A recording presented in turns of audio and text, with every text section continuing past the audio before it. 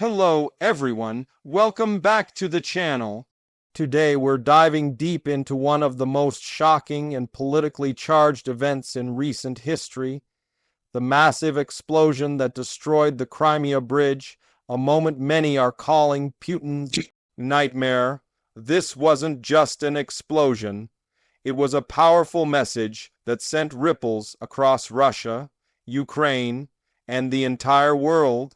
The bridge that symbolized Russia's control over Crimea suddenly went up in flames, and the world watched in disbelief as the structure collapsed into chaos. The Crimea Bridge, also known as the Kerch Bridge, wasn't just another piece of infrastructure. It was a political statement, a physical link between Russia and the annexed region of Crimea. For years, it stood as a symbol of Russia's dominance, built under Putin's watch and celebrated as an engineering triumph. When it opened in 2018, it was presented as unshakable proof that Crimea was and would remain part of Russia. But on that morning, everything changed. The explosion shattered not only steel and concrete, but also the illusion of complete control. Reports from that day described an enormous fireball erupting from the bridge, with smoke billowing high into the sky.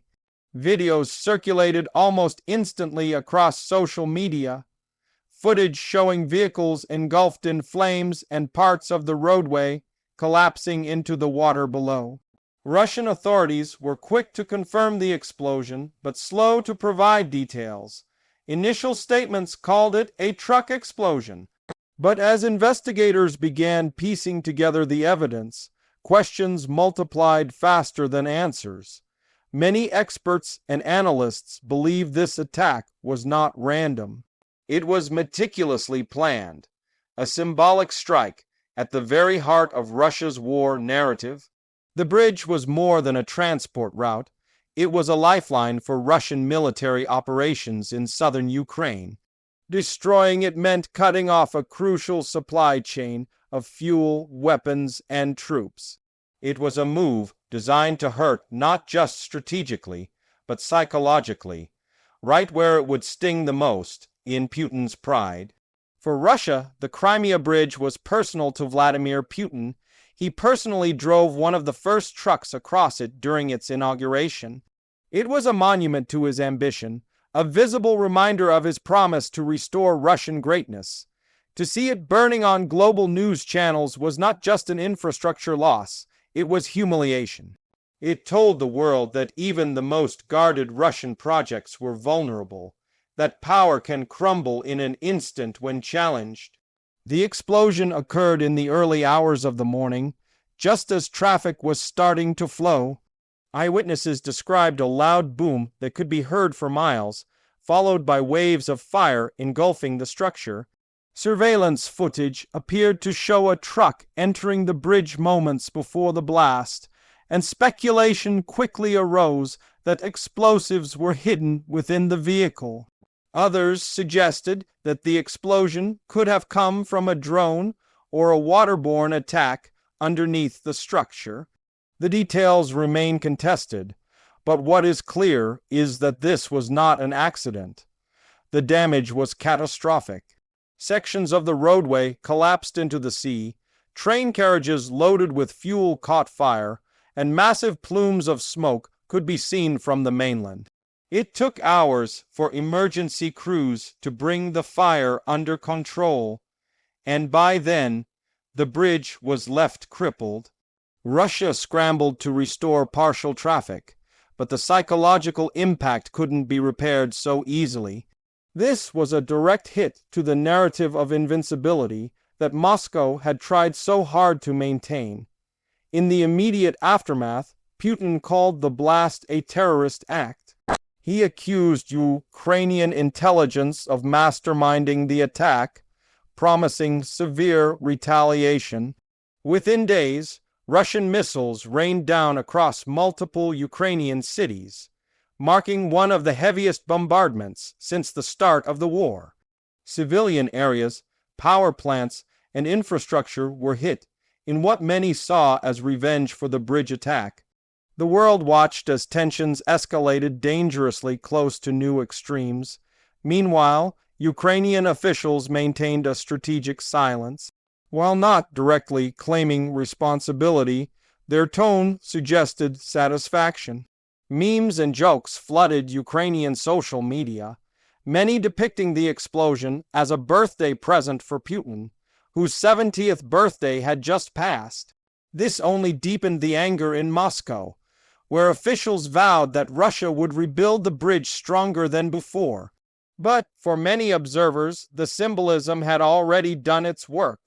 The explosion showed that even Putin's most prized project could be reduced to rubble. International reactions were mixed but telling. Western nations called the blast a significant moment in the ongoing conflict, one that highlighted the growing vulnerability of Russian assets. Military analysts noted that the bridge's destruction would force Russia to reroute supplies through longer, more dangerous paths. Every extra mile meant logistical strain and tactical delay, a quiet but powerful blow to Russia's war machine. The Crimea Bridge attack also marked a turning point in how the world viewed the conflict. It wasn't just about territory anymore, it was about symbols, narratives, and power. The bridge had been Russia's pride, but its destruction turned it into a symbol of resistance. For Ukrainians, it represented defiance, proof that the seemingly impossible could be done.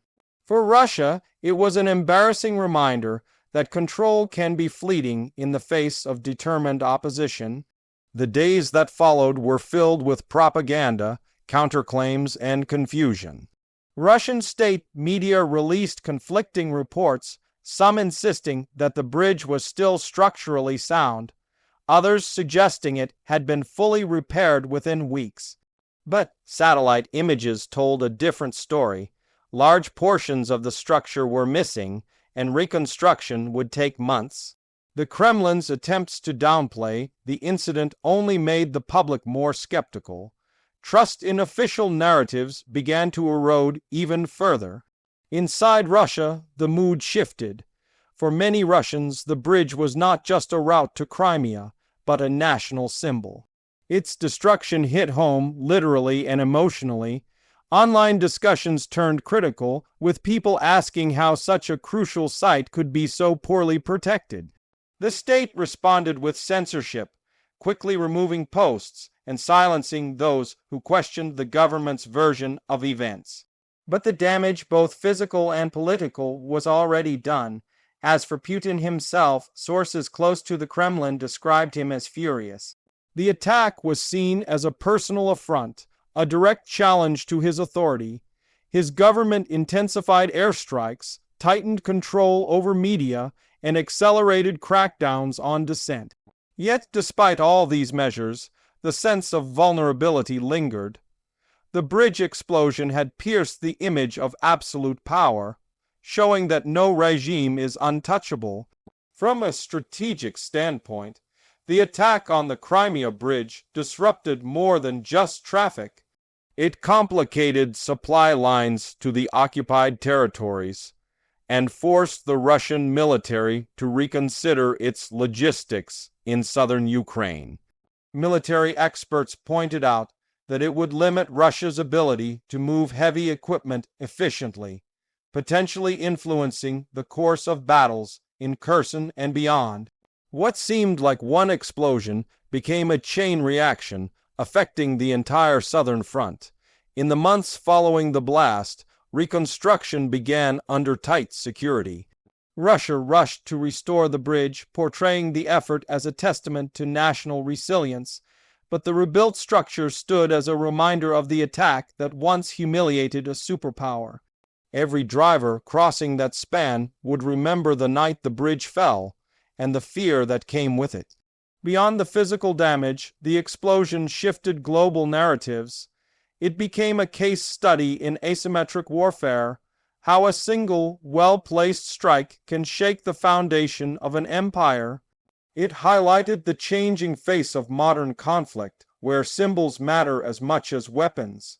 In a world saturated with images and instant news, The footage of that burning bridge became more powerful than any battlefield victory. The attack also intensified discussions about escalation. Would Russia retaliate with nuclear threats, as some feared? Would the conflict spill beyond Ukraine's borders? For a moment, the world held its breath. But even amid the chaos, one truth became clear. The balance of power was changing. The explosion didn't just destroy a bridge. It shifted perceptions, altered strategies, and marked a new chapter in a war defined by unpredictability. Over time, as news cycles moved on, the memory of that fiery morning faded for some. But for those watching closely, the message remained. No structure, no leader, and no system is immune to vulnerability. The Crimea Bridge explosion was a reminder that control built on force is always fragile. The world saw that even the strongest symbols can collapse when pressure builds too high. Today, the bridge stands once again, repaired but never quite restored in spirit.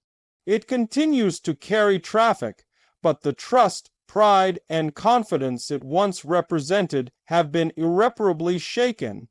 Every flame, every piece of footage, every headline from that day still lingers as a quiet echo, a warning of how quickly empires can burn. For Putin, the explosion was more than a military setback. It was a psychological blow, an open wound on his legacy. The image of the burning bridge became a metaphor for a leader whose reach was no longer absolute, whose ambitions faced real resistance.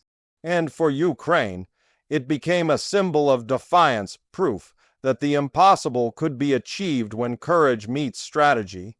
As history moves forward, the Crimea Bridge explosion will likely be remembered as one of the most defining moments of this conflict.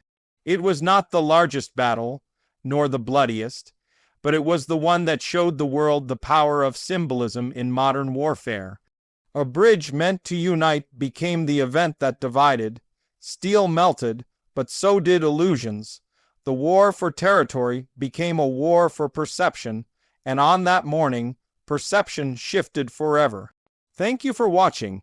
If you found this breakdown insightful, don't forget to like, share, and subscribe for more deep dives into global events that shape our world. Until next time, stay informed and stay aware, because in times like these, truth is the most powerful weapon of all.